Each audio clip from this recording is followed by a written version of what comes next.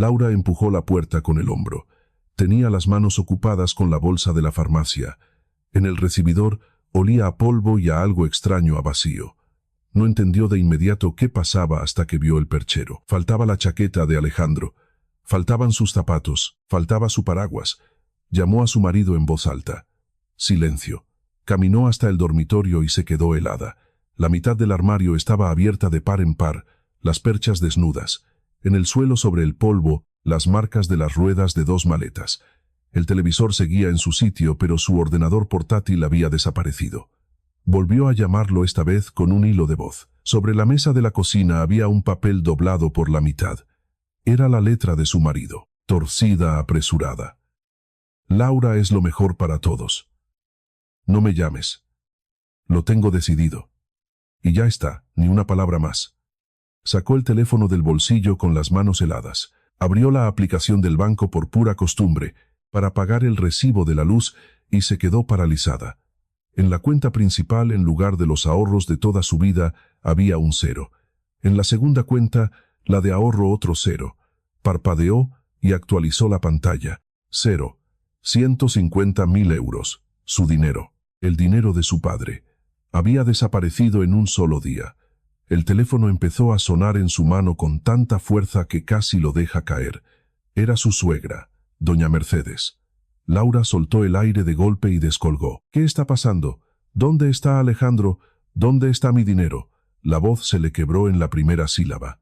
No grites, niña, relájate, respondió la suegra con un tono perezoso, casi aburrido.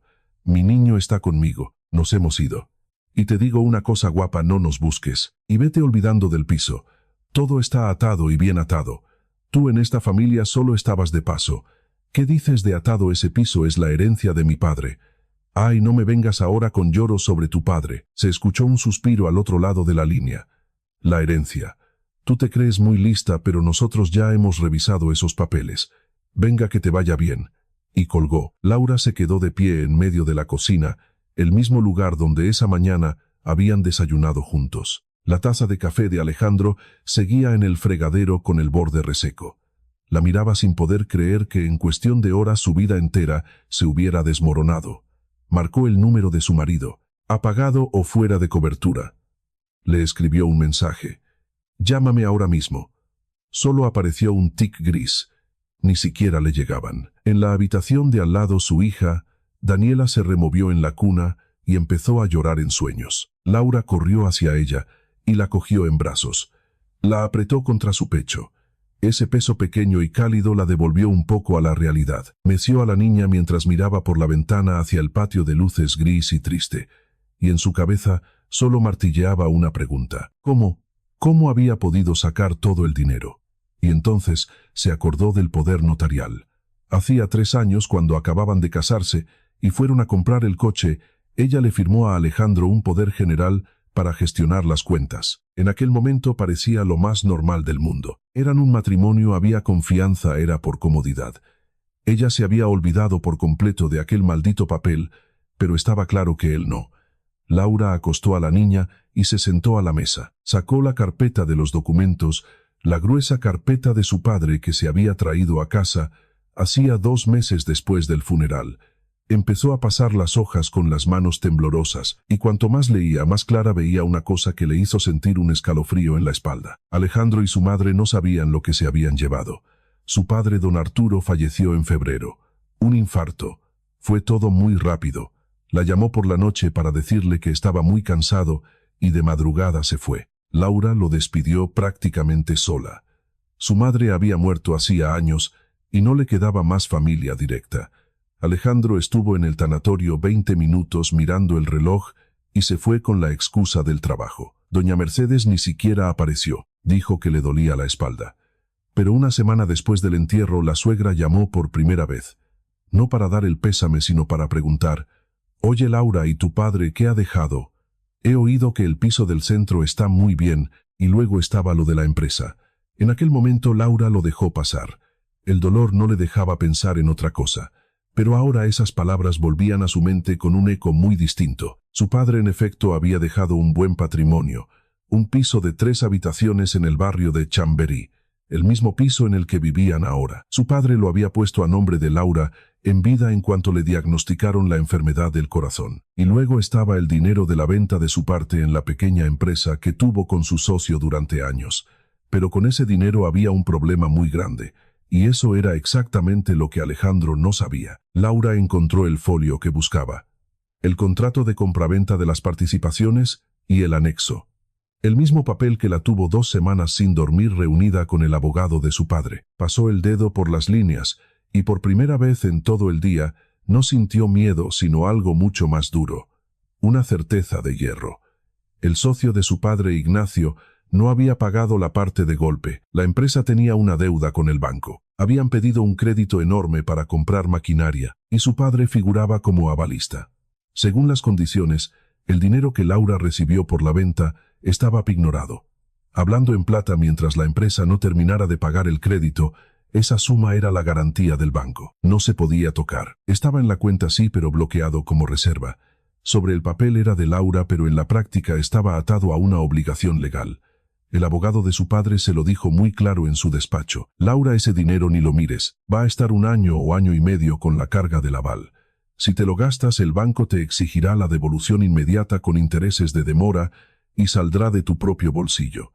Y Laura no lo había tocado. El dinero estaba en sus cuentas personales, las mismas a las que Alejandro tenía acceso por aquel viejo poder notarial. Ella pensaba ir al banco esa misma semana para pasarlo a una cuenta nueva a su nombre en exclusiva, donde el poder ya no sirviera. Pero no le dio tiempo. Alejandro se había adelantado y lo había sacado todo llevándose el dinero del aval.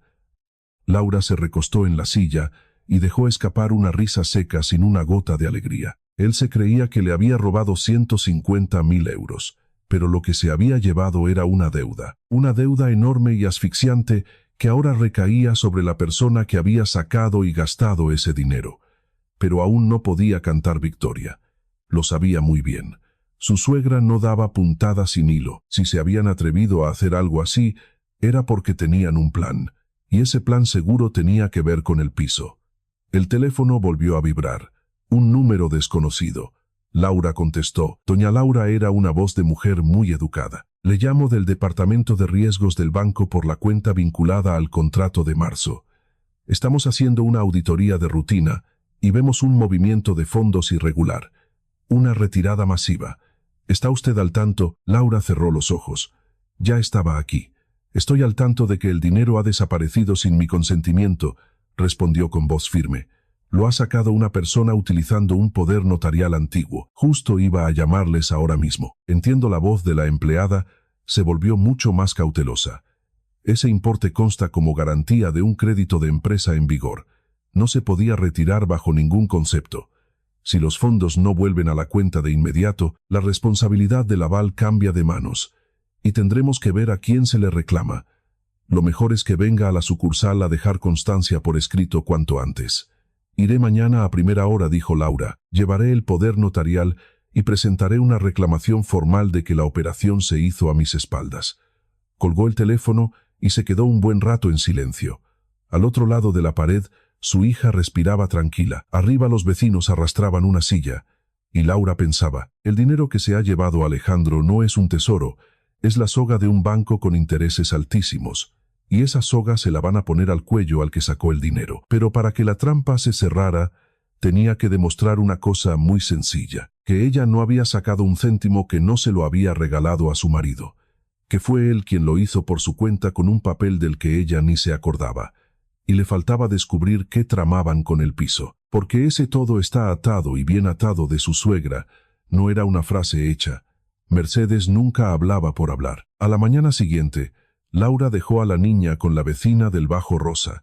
Rosa era una mujer corpulenta de unos 60 años, viuda, y con un corazón enorme que siempre se deshacía con la pequeña Daniela. Nada más verla supo que algo iba mal. Hija mía, ¿qué te pasa que estás blanca como la pared?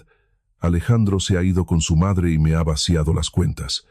Rosa se llevó las manos a la cabeza, la sentó en un taburete de la cocina y le preparó una tila. Y de repente dijo algo que hizo que Laura diera un respingo.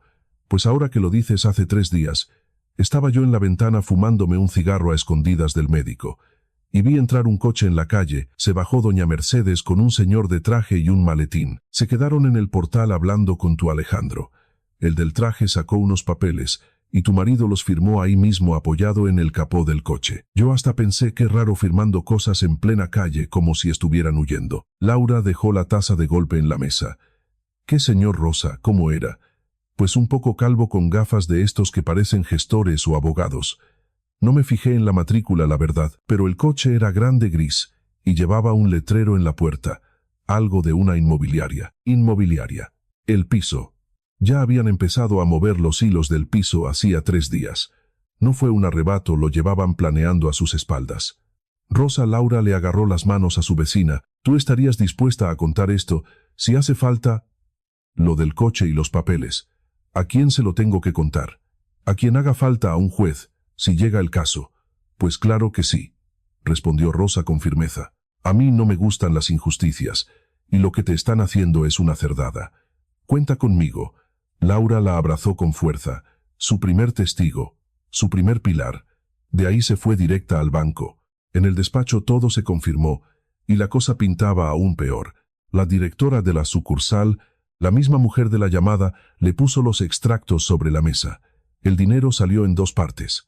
Una transferencia directa a la cuenta de Alejandro y otra parte enorme sacada en efectivo por ventanilla. Y lo más grave, un día antes, alguien había pedido un extracto completo de todos sus movimientos, usando el mismo poder notarial. Lo tenían estudiado, murmuró la directora casi con pena. Es el procedimiento habitual. Primero miran lo que hay y luego dan el golpe. Laura firmó la reclamación. Dejó por escrito que no había entregado el dinero voluntariamente, que revocaba el poder notarial con carácter inmediato y que se había enterado del robo a posteriori. La directora selló cada hoja. Sobre el dinero pignorado añadió cruzando las manos. El problema es que la garantía ha desaparecido. El banco va a exigir que se reponga el dinero ya, y se lo exigirá a quien lo tenga. En los papeles el avalista era su padre, pero al fallecer la obligación pasa a los herederos. Como usted es la heredera universal, formalmente vendrán a por usted primero. El corazón le dio un vuelco a Laura. A por mí, pero si yo no lo he tocado. Por eso es tan importante lo que acabamos de firmar hoy. La directora la miró por encima de las gafas.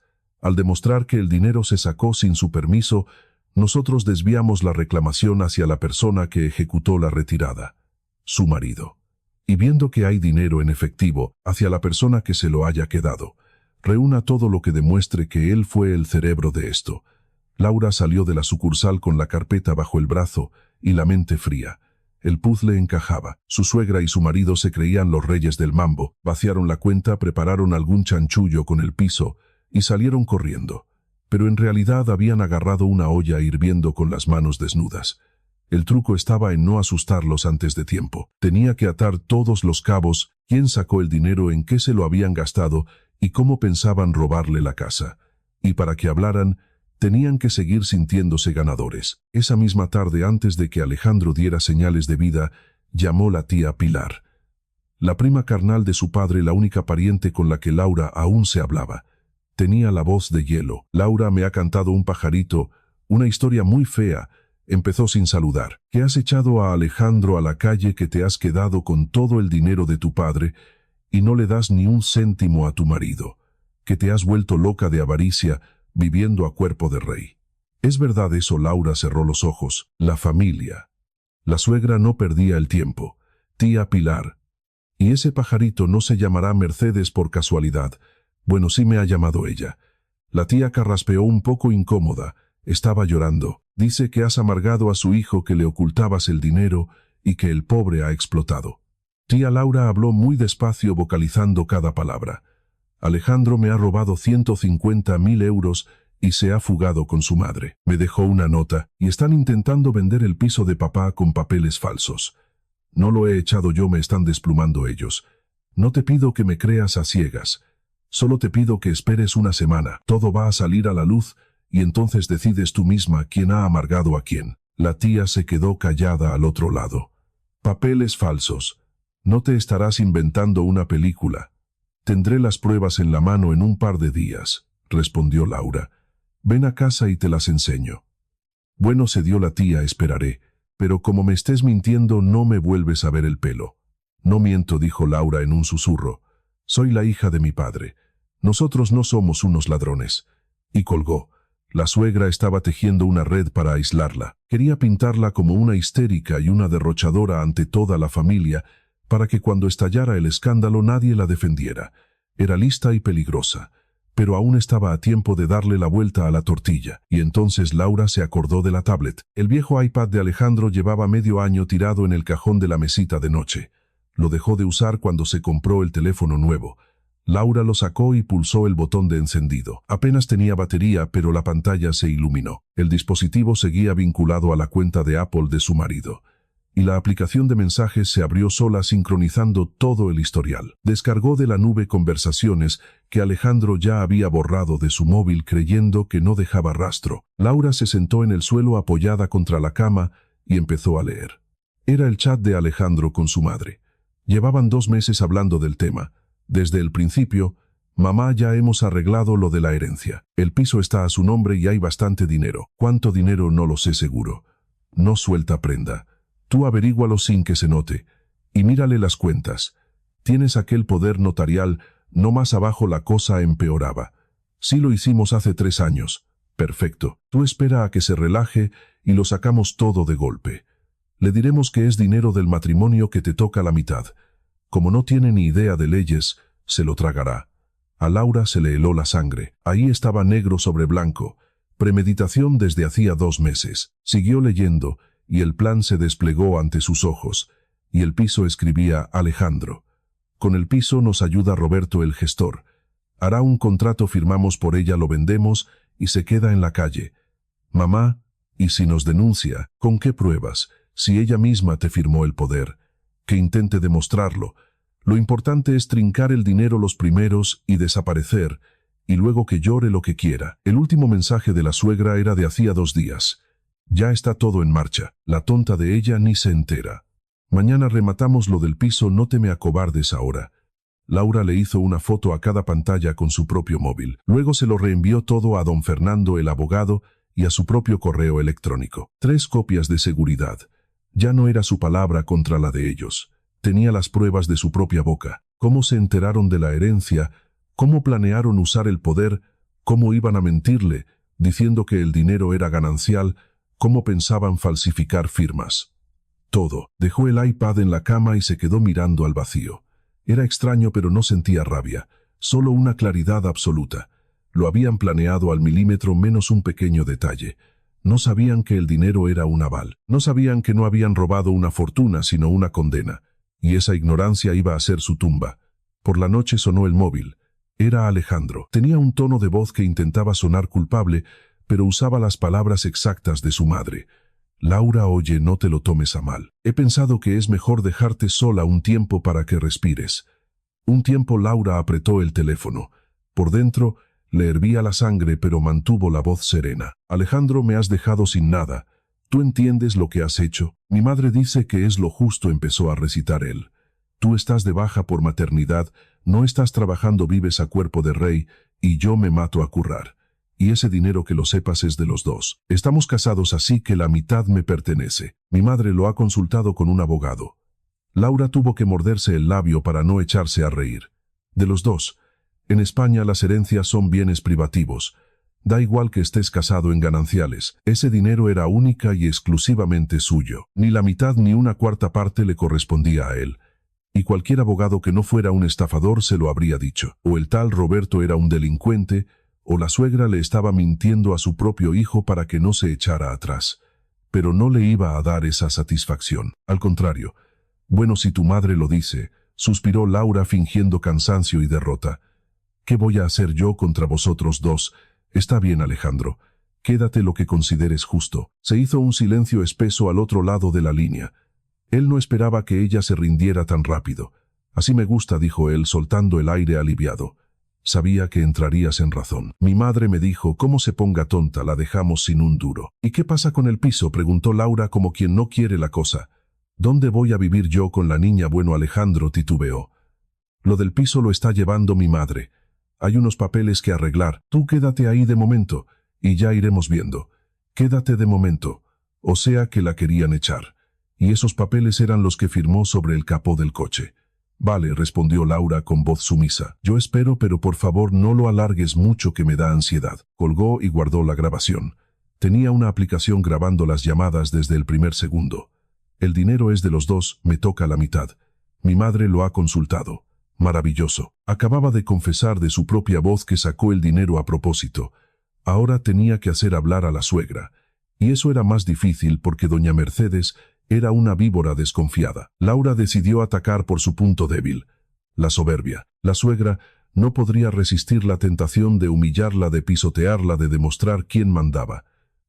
Solo tenía que darle la excusa perfecta para sentirse la dueña del cortijo. Al día siguiente, Laura le escribió un mensaje de texto, en tono suplicante. Doña Mercedes, no quiero ir a los tribunales. Vamos a hacer las cosas por las buenas. Dígame qué tengo que hacer con el piso. Firmaré lo que haga falta, pero por favor déjenme algo para vivir. El cálculo era sencillo.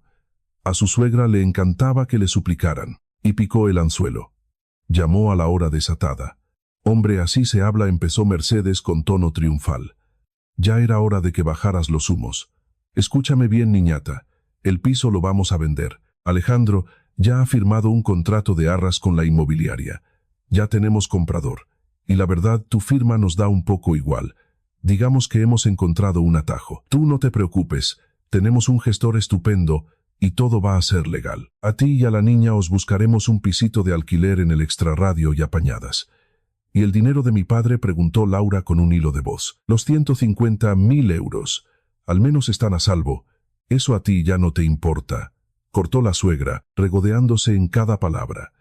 Ese dinero ahora es de mi hijo. Una parte ya la hemos invertido, y otra parte me la he quedado yo por las molestias. Que para algo he criado a este inútil, me lo merezco. Te creías que ibas a vivir de las rentas de tu papito, mientras mi hijo te mantenía, de eso nada. Ese dinero ya lo dábamos por nuestro desde hace 3 meses, en cuanto nos enteramos de lo que había. Solo estábamos esperando el momento. Laura callaba y dejaba que el grabador hiciera su trabajo. Una parte ya la han invertido, repitió haciéndose la tonta. ¿En qué, si se puede saber? Solo para hacerme a la idea de que ya no lo voy a recuperar. En cosas con fundamento.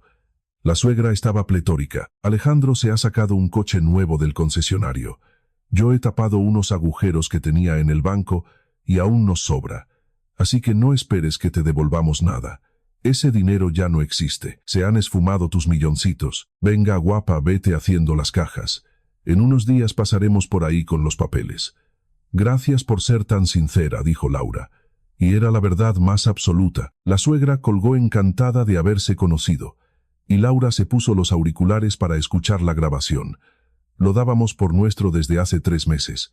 Una parte me la he quedado yo.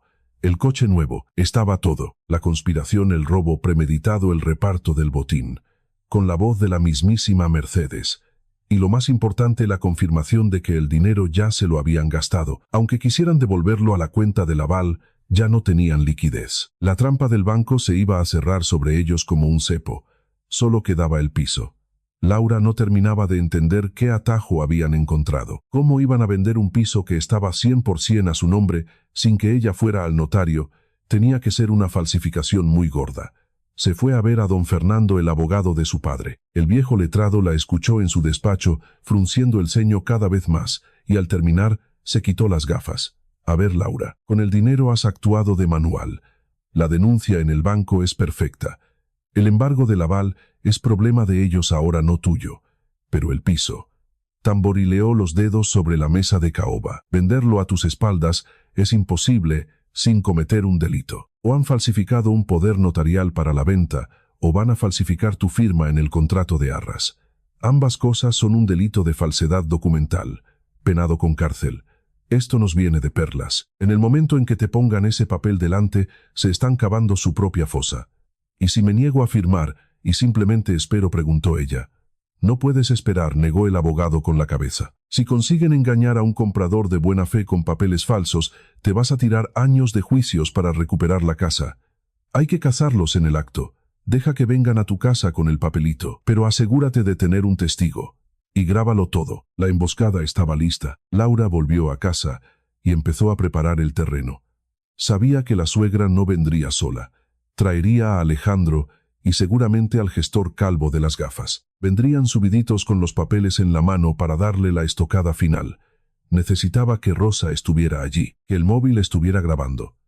Y tener a mano el informe de don Fernando, que certificaba que el piso era un bien privativo suyo intocable.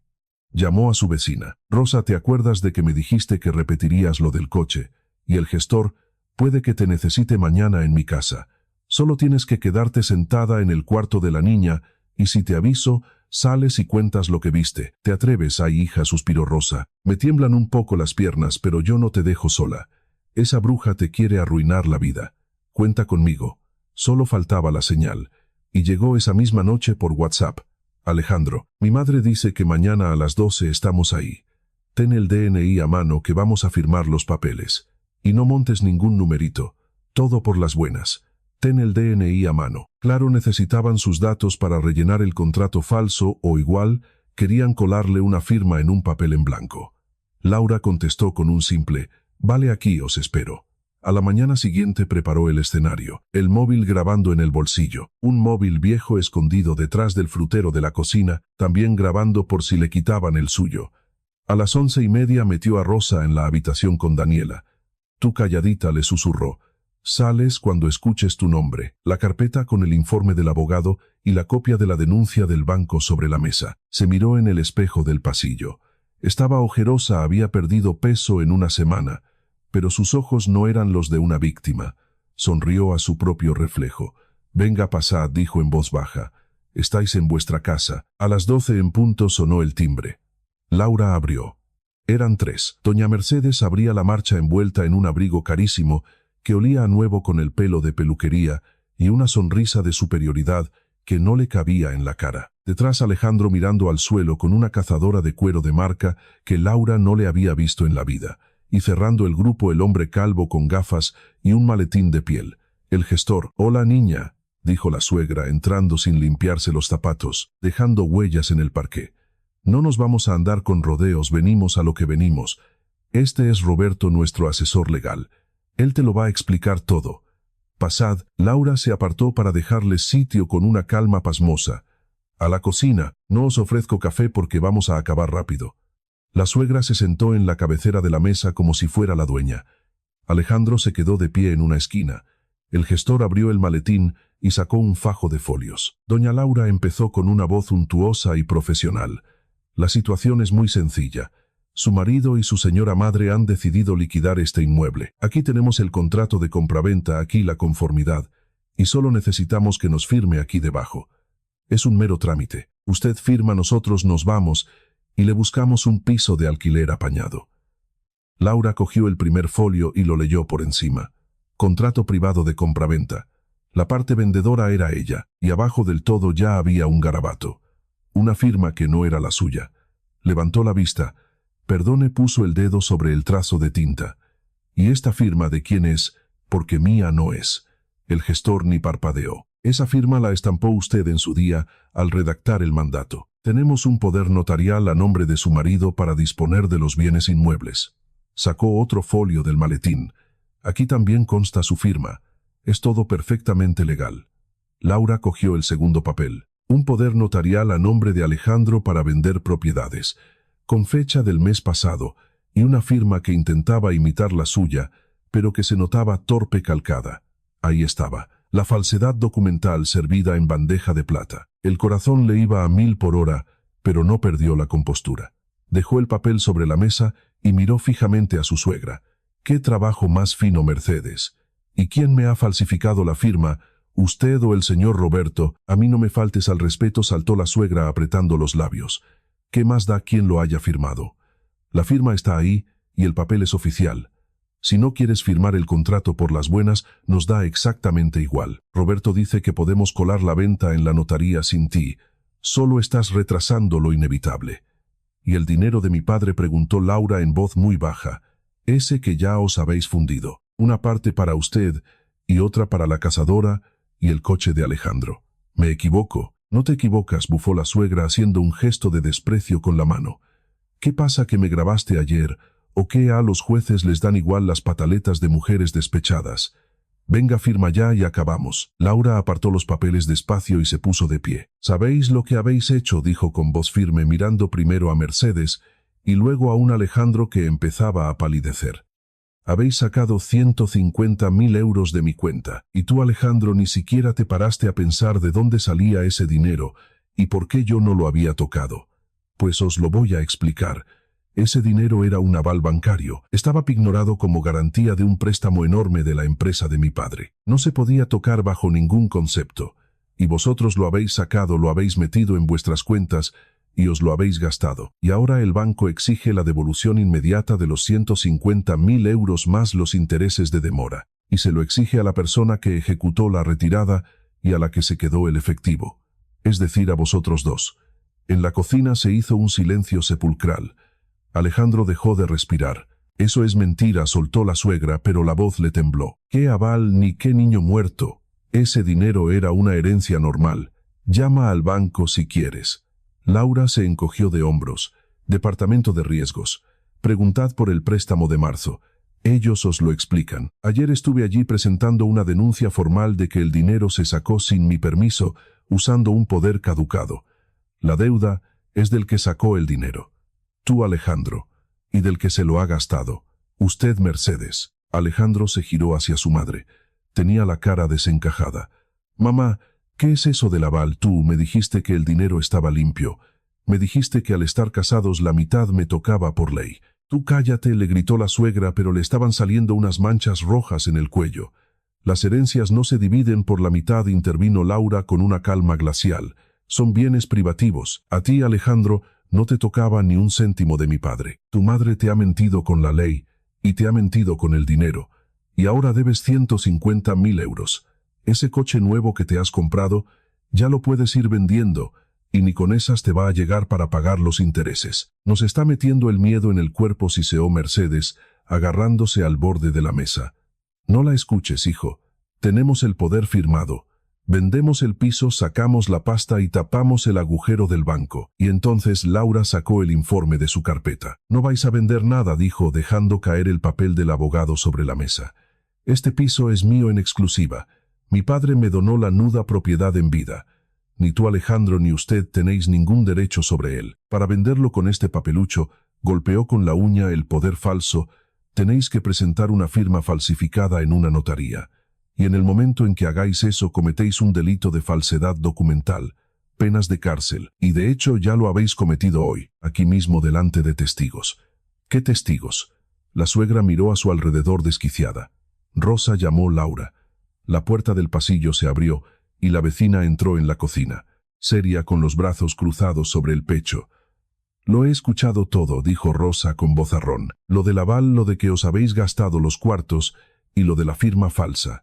Y a usted, señora, la vi yo hace 3 días en la calle, con este señor de las gafas, haciendo que su hijo firmara los papeles encima del capó del coche para que la chica no se enterara. Lo vi con estos ojitos». El gestor se puso blanco como el papel. Empezó a meter los folios a trompicones en el maletín. «Yo me marcho», balbuceó sudando frío. «A mí no me pagan para ir a la cárcel por falsedad. Doña Mercedes, usted me juró que la chica estaba de acuerdo y que era solo un trámite. Me han engañado. ¿A dónde te crees que vas?». La suegra lo agarró de la manga de la chaqueta, pero el hombre pegó un tirón y se soltó. «Deje esos papeles en la mesa», le ordenó Laura al gestor. «Los voy a necesitar». El hombre miró el poder falso, hizo el amago de cogerlo, pero Laura plantó la mano encima. «He dicho que se queda aquí». El gestor salió corriendo por el pasillo y dio un portazo al salir a la calle. Alejandro se dejó caer en una silla y se tapó la cara con las manos. «Mamá, ¿qué vamos a hacer ahora? 150.000 euros. Si ya he pagado el coche, ¿de dónde vamos a sacar el dinero para devolverlo?». «De vuestro bolsillo», sentenció Laura. «Como me dijo la directora del banco, tú lo sacaste, tú lo devuelves, con la ayuda de tu madre que se ha embolsado la mitad». Mercedes se puso en pie de un salto. El abrigo caro se le abrió. Tenía la cara deformada por la rabia. «Eres una víbora», empezó a gritar, escupiendo las palabras. «Pusiste ese dinero ahí a propósito para tendernos una trampa». «No me dio tiempo a cambiarlo de cuenta», contestó Laura agotada. «Fuisteis vosotros los que fuisteis a hurgar en mis ahorros por pura avaricia.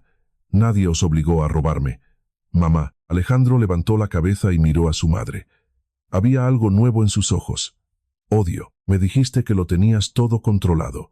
Me dijiste que no se iba a enterar de nada. Me has metido en un lío del que no voy a salir en la vida. Lo hice por ti, chilló la suegra. Por mí, Alejandro se levantó de golpe. Te has quedado con la mitad de la pasta por la cara. Me has utilizado. Cállate la boca.